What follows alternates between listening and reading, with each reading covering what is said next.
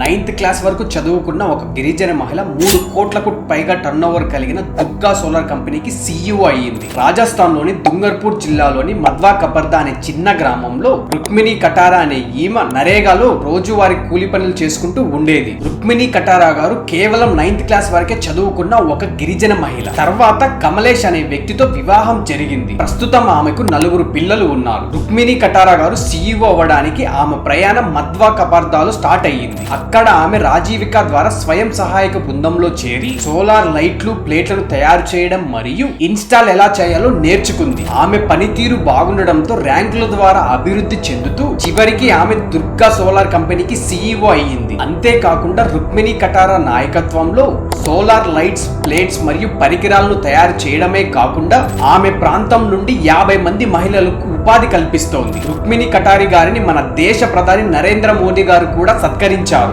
మహిళలు తక్కువ విద్యను కలిగి ఉన్నారని తమను తాము ఆపుకోకూడదు, తక్కువ విద్యతో కూడా మీ టాలెంట్ ని యూజ్ చేసి ఎదగచ్చని రుక్మిణి కటారా గారు అన్నారు. రుక్మిణి కటారి గారి పనితీరుకు నిజంగా హ్యాట్స్ ఆఫ్. మా ఛానల్ ని సబ్స్క్రైబ్ చేసుకోండి.